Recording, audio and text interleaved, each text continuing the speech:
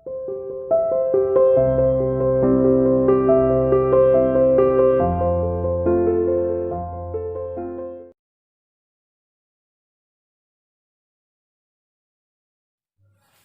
morning everyone. Welcome to CR International School. Today we are going to start a new chapter of class 12 that is solid state. देखो हमें पता है कि जो states of matter है वो कितने states of matter होते हैं? There are 3 states of matter: solid, liquid and gases. जो gaseous state है वो हम क्लास 11th में स्टडी कर चुके हैं और लिक्विड स्टेट है वो एक फिजिक्स का पार्ट होता है, उसको हम फिजिक्स में स्टडी करते हैं। यहाँ पे हम किसके बारे में स्टडी करेंगे? सॉलिड स्टेट के बारे में डिटेल स्टडी करेंगे। ठीक है, तो देखो सबसे पहले हमें पता होना चाहिए कि सॉलिड होता क्या है। What is the proper definition of solid? Solid क्या होते हैं solid? It is that state of matter in which constituent particles are bonded with strong force of attraction. इसका मतलब क्या है? जो सॉलिड स्टेट है वो क्या है? वो स्टेट है मैटर की जिसके अंदर जो पार्टिकल्स है उनके बीच में फोर्स ऑफ अट्रैक्शन जो है वो क्या होती है? बहुत ज्यादा स्ट्रॉन्ग होती है। इट मींस पार्टिकल्स जो है वो क्या होंगे? बिल्कुल पास पास होंगे, बिल्कुल टाइटली पैक्ड होंगे, उनके बीच में फोर्स ऑफ अट्रैक्शन क्या होगी? बहुत ही ज्यादा होगी। जैसे कि यहाँ पे दिखाया हुआ है, देखो पार्टिकल्स जो है वो बिल्कुल क्या है? टाइटली पैक्ड है और इनके बीच में क्या है? जो स्पेस है वो बहुत ही लेस है। ठीक है, तो यहाँ पे देखो क्या क्या प्रॉपर्टीज है सॉलिड की। They have definite shape, size and volume. जो सॉलिड है उनके साइज, शेप और वॉल्यूम क्या होता है? बिल्कुल डेफिनेट होता है, फिक्स्ड होता है। नेक्स्ट थिंग इज यहाँ पे जो पार्टिकल्स है वो बिल्कुल क्लोजली पैक्ड है। अगर पार्टिकल्स बिल्कुल क्लोजली पैक्ड है इट मींस वो कैसे होंगे? टाइट होंगे, रिजिड होंगे। तो यहाँ पे क्या है? ये जो सॉलिड है, सब्सटेंस है, ये कैसा होता है? रिजिड होता है। ठीक है, so they show rigidity. Next thing is compressibility. तो क्या हम इनको कंप्रेस कर सकते हैं? देखो इनके बीच में क्या है? बिल्कुल भी स्पेस नहीं है। ठीक है, अगर हम इनको कंप्रेस करेंगे तो क्या ये और पास आ सकते हैं? नहीं आ सकते ना, बिल्कुल टाइटली पैक्ड है पार्टिकल्स यहाँ पे। तो क्या है? इनकी कंप्रेसिबिलिटी जो है वो क्या होती है? बहुत ही लो होती है, इनको हम कंप्रेस नहीं कर सकते। बट गैसेस के पार्टिकल्स में क्या होता है? गैसेस के पार्टिकल्स बहुत दूर दूर होंगे। अगर दूर दूर है तो उनके बीच में जो स्पेस है वो बहुत ज्यादा प्रेजेंट होगा। तो गैसेस क्या होते हैं? Highly compressible. ठीक है, गैसेस को हम क्या कर सकते हैं? कंप्रेस कर सकते हैं easily. Next thing is flexibility. अगर हम उनको कंप्रेस नहीं कर सकते तो क्या वो फ्लेक्सिबल होंगे? No, there flexibility is also low. Now melting and boiling point. देखो हमें पता है कि जो सॉलिड सब्सटेंस है उसके अंदर पार्टिकल्स टाइटली पैक्ड है। अब मेल्टिंग पॉइंट का मतलब क्या होता है? वो टेम्परेचर जिसपे कोई भी सब्सटेंस क्या करता है? मेल्ट करता है। अब मेल्ट होने का मतलब क्या है? सॉलिड से वो किसमें कन्वर्ट हो रहा है? लिक्विड स्टेट में कन्वर्ट हो रहा है। अब देखो जैसे ही हम सॉलिड से लिक्विड में जाते हैं तो हम क्या देखते हैं कि लिक्विड स्टेट में जो पार्टिकल्स है, जो कॉन्स्टिट्यूएंट पार्टिकल्स है, वो क्या है? थोड़े से दूर दूर होते हैं, थोड़े से दूर दूर होते हैं। इसका मतलब क्या है कि उनके बीच में फोर्स ऑफ अट्रैक्शन जो है वो थोड़ी सी लो होती है एज कंपेयर टू सॉलिड। ठीक है, सिमिलरली अगर हम लिक्विड से गैसेस में जाएंगे, यहाँ पे क्या है? सॉलिड से लिक्विड में जाना, इसका मतलब क्या है? मेल्टिंग। और अगर हम लिक्विड से गैस में जा रहे हैं इसका मतलब क्या है? बॉइलिंग। तो यहाँ पे देखो बॉइलिंग जब हम करते हैं तो क्या होगा? पार्टिकल्स जो है उनके बीच में गैप और ज्यादा क्या हो गया है? इंक्रीज हो गया है। इट मींस पार्टिकल्स क्या है? बहुत दूर दूर चले गए हैं।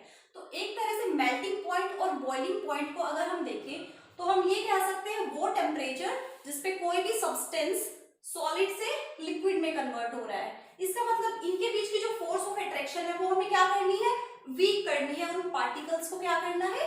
सेपरेट करना है। ठीक है, तो अगर हम पार्टिकल्स को यहाँ से सेपरेट करेंगे, अगर कोई भी मॉलिक्यूल है वो बहुत टाइटली पैक्ड है तो उसको सेपरेट करना क्या होगा? डिफिकल्ट होगा ना। अगर देखो यहाँ से मैंने हाथ बिल्कुल इस तरह से लूजली ऐसे पकड़ा हुआ है तो क्या होगा? इनको सेपरेट करना बहुत इजी होता है। बट अगर कोई चीज बिल्कुल टाइटली पैक्ड है तो यहाँ पे हमें ज्यादा फोर्स ऑफ अट्रैक्शन लगानी पड़ेगी इनको सेपरेट करने के लिए। तो सॉलिड में क्या होता है? जो कॉन्स्टिट्यूएंट पार्टिकल्स है वो बिल्कुल टाइटली पैक्ड होते हैं। तो यहाँ पे जो टेम्परेचर है वो क्या करना पड़ेगा? हमें ज्यादा ज्यादा देना पड़ेगा मेल्ट करने के लिए या फिर बॉईल करने के लिए। तो यहाँ पे मेल्टिंग पॉइंट और बॉइलिंग पॉइंट क्या होगा, हाई होगा। So solid substance have very high melting and boiling point. Next thing is they are good conductor of heat and electricity.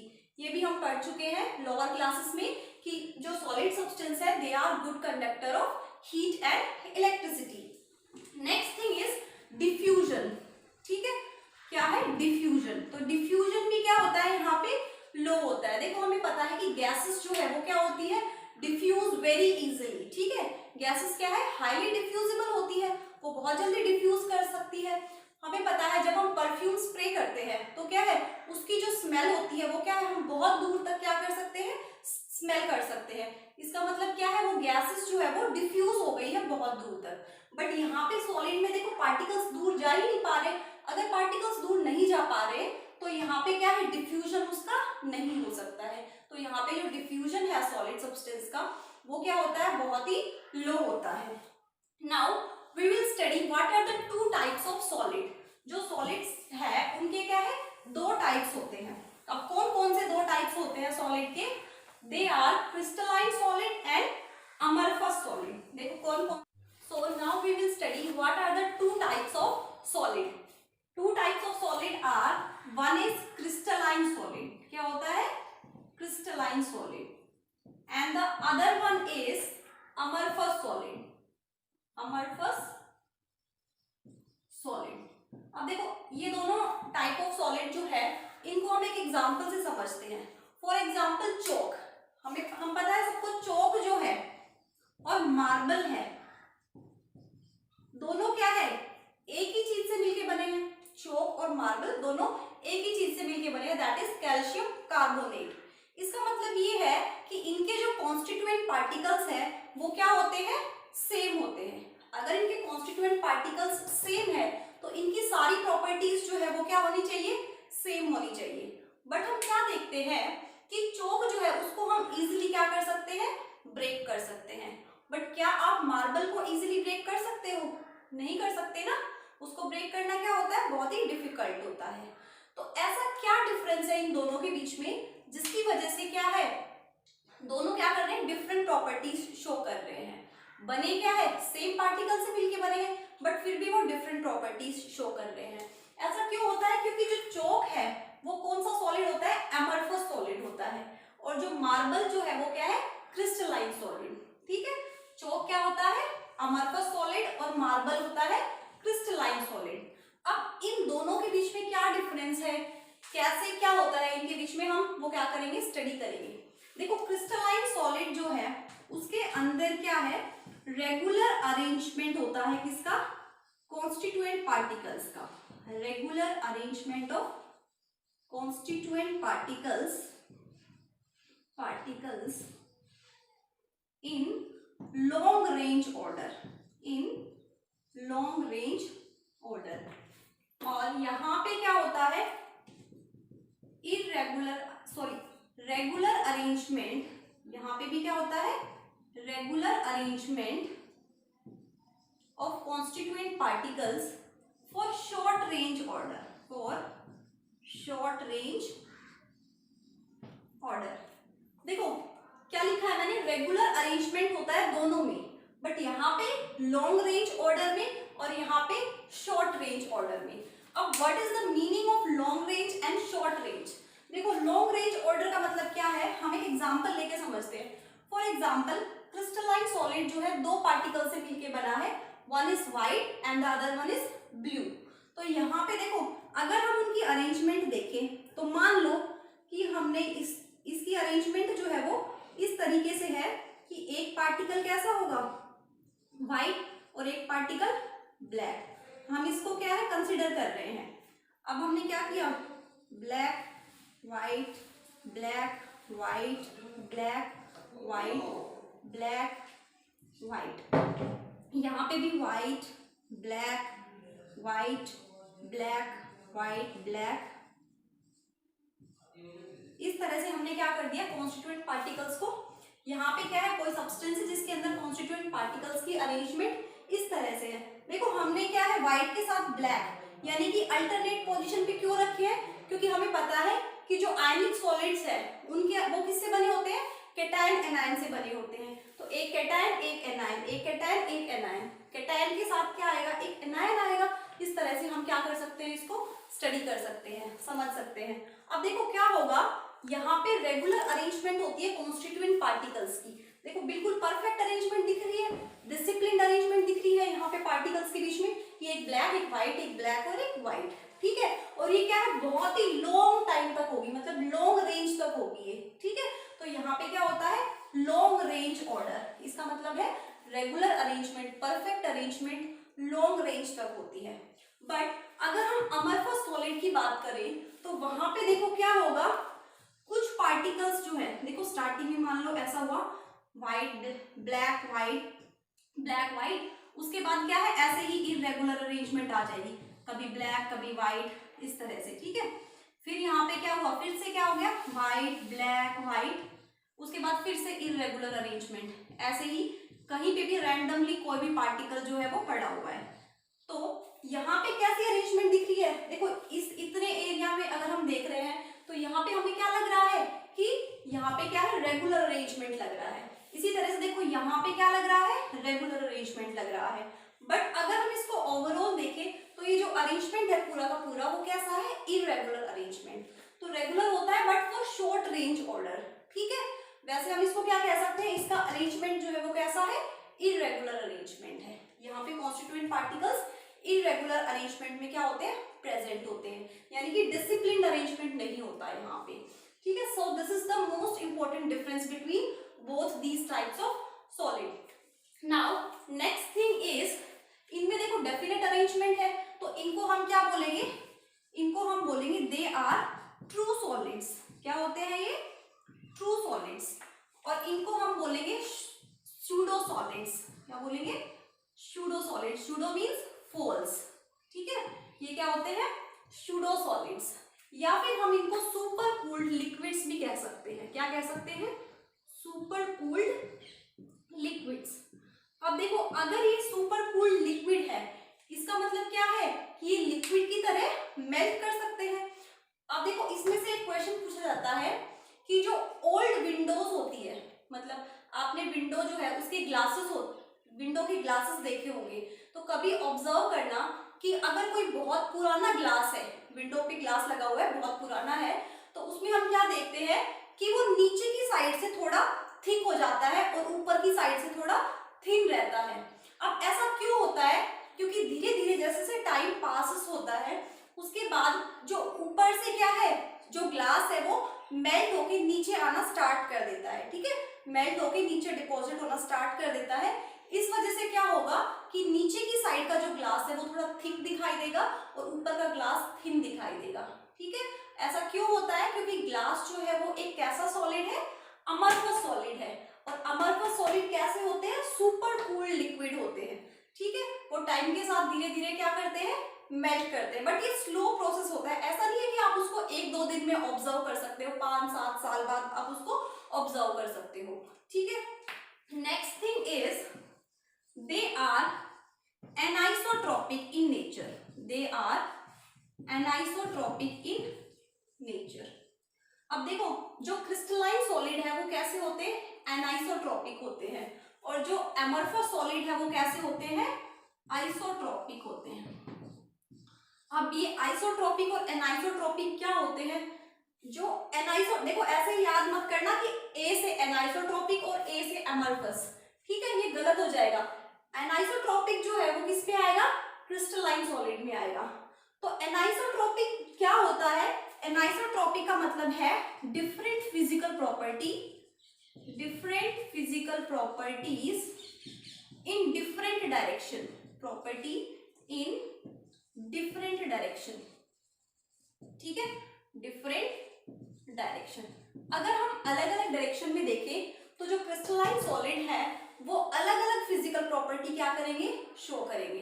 अब देखो हम इसको यहां से समझते हैं। तो यहाँ पे देखो क्या हुआ, एनाइसोट्रॉपिक का मतलब क्या है, different physical property in different direction. यहाँ पे आइसोट्रॉपिक में क्या होगा, same physical property in different direction. तो देखो यहाँ पे हमने देखे पार्टिकल्स। अगर हम रिफ्रैक्टिव इंडेक्स की बात करें, फिजिक्स में पढ़ते हैं हम रिफ्रैक्टिव इंडेक्स।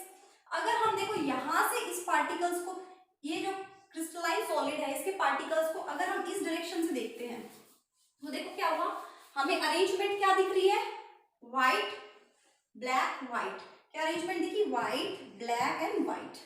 अगर हम यहां से देख रहे हैं अरेंजमेंट, इस डायरेक्शन से देखेंगे तो देखो हमें क्या दिख रहा है, ब्लैक ब्लैक ब्लैक, क्या दिख रहा है, ब्लैक ब्लैक ब्लैक। अगर हम यहां से देख रहे हैं तो व्हाइट व्हाइट व्हाइट, ठीक है। तो अलग अलग जगह से जब हम इसको क्या कर रहे हैं, देख रहे हैं, तो हमें जो है अलग अलग कॉन्स्टिट्यूएंट पार्टिकल्स दिखाई दे रहे हैं।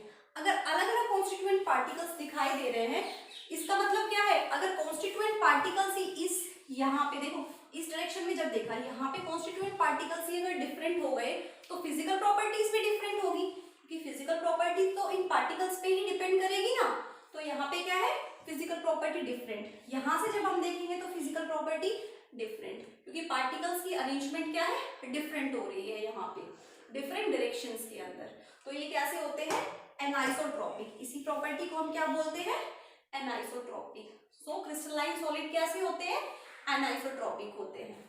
अगर हम अमorphous सॉलिड की बात करें तो अमorphous सॉलिड में देखो क्या होगा, रेगुलर अरेंजमेंट होती है शॉर्ट रेंज ऑर्डर में। बट अगर देखो यहाँ पे हमने पार्टिकल्स को देखा, कहीं से भी हम पार्टिकल्स को देख रहे हैं तो हमें क्या दिख रही है, हर जगह पे एक रैंडम अरेंजमेंट दिख रही है। सारी जगह से क्या दिख रही है हमें, रैंडम अरेंजमेंट। मतलब कहीं पे भी कोई डेफिनेट अरेंजमेंट तो है नहीं कि एक फिक्स्ड पैटर्न हमें दिखाई दे रहा है, कहीं से भी देख लो रैंडम अरेंजमेंट हमें दिखाई देगी। तो ये हर जगह से क्या है, सिमिलर दिखाई देगा। तो इसको हम क्या बोल रहे हैं, कैसा होता है, आइसोट्रॉपिक इन नेचर। अब देखो इसमें अगर किसी को डाउट है तो हम एक और एग्जांपल लेके समझ सकते हैं। फॉर एग्जांपल हम किसी फंक्शन में जा रहे हैं तो वहां पे हमने क्या देखा, एक फंक्शन में क्या हो रहा है कि सभी लोग रैंडमली खड़े हुए हैं, बॉयज गर्ल्स, ठीक है, लेडीज, सभी क्या है, रैंडमली जो है वहां पे खड़े हुए हैं। तो वहां से आप कहीं से भी देख लो एक भीड़ भाड़ का सा एरिया हमें दिखाई देगा। कहीं से भी आप अगर किसी को ढूंढना है आपको तो डिफिकल्टी होगी ना कि हर जगह पे क्या है, कोई भी खड़ा हुआ है कहीं पे भी। बट अगर किसी दूसरी जगह पे हमने क्या देखा कि बॉयज जो है वो अलग जगह पे खड़े हैं, गर्ल्स जो है वो अलग जगह पे है, और जो किड्स है वो क्या है, अलग सेपरेटली प्रेजेंट है। इसका मतलब क्या है, अगर हम किसी को वहां पे ढूंढने की कोशिश करेंगे तो वहां पे हम इजीली देख सकते हैं। अगर हम अलग अलग डायरेक्शन में देखेंगे तो क्या होगा, हम इजीली ऑब्जर्व कर सकते हैं कि अगर हमें बॉय को ढूंढना है तो हम बॉय की साइड जाएंगे, ठीक है। तो क्या हुआ, बट जो फर्स्ट वन केस बताया है उसमें क्या था, इररेगुलर, ठीक है। तो उसी तरह से ये है कि आप कहीं से भी देखो वहीं पे बॉय गर्ल किड्स सभी वहां पे दिखाई देंगे, किसी भी डायरेक्शन में आप जा रहे हो। तो उसी तरह से क्या होगा, यहाँ पे अमorphous सॉलिड में होता है। तो इसलिए अमorphous सॉलिड क्या है, हर जगह से हमें सेम दिखाई दे रहा है, इररेगुलर दिखाई दे रहा है। तो इसको हम क्या बोलेंगे, isotropic in nature. Next thing is in crystalline solid they have sharp melting point, they have sharp melting point, ठीक है। इसका मतलब ये होता है कि अगर कोई भी सब्सटेंस मान लो 120 डिग्री सेल्सियस पे मेल्ट कर रहा है, इस पे मेल्ट कर रहा है 120 डिग्री सेल्सियस पे, तो वो उस टेम्परेचर पे कंप्लीटली मेल्ट कर जाएगा। बट यहाँ पे अमorphous सॉलिड में क्या होता है, they melt over range of temperature, range of temperature. इसका मतलब ये है कि फिक्स्ड एक टेम्परेचर पे यहाँ पे जो है पार्टिकल्स मेल्ट नहीं करेंगे। तो यहाँ पे क्या होगा, फॉर एग्जांपल अगर हम किसी का मेल्टिंग पॉइंट 100 डिग्री सेल्सियस है तो वो 100 से 200 डिग्री सेल्सियस तक क्या कर सकता है, मेल्ट कर सकता है। यहाँ पे हम प्लास्टिक का एग्जांपल ले सकते हैं। देखो जो प्लास्टिक है उसके अंदर क्या होता है कि प्लास्टिक जो है उसको अगर हम मेल्ट करेंगे तो इनिशियली क्या होगा, वो थोड़ा सॉफ्ट होगा, ठीक है। शुरू में क्या होगा, थोड़ा सा वो सॉफ्ट होगा, सॉफ्ट होने के बाद वो क्या है, कुछ हद तक मेल्ट करेगा, बट कंप्लीटली जो है वो पूरा मेल्ट नहीं होगा किसी एक पार्टिकुलर टेम्परेचर पे। तो so they melt over a range of temperature, ठीक है। I hope you understand this. One last point is what, crystalline solid जो है वो क्या देते हैं, क्लीन क्लीवेज देते हैं। क्या देते हैं, क्लीन क्लीवेज। देखो क्लीन क्लीवेज का क्या मतलब है, कॉन्स्टिट्यूएंट पार्टिकल्स जो है वो क्या देते हैं, क्लीन क्लीवेज।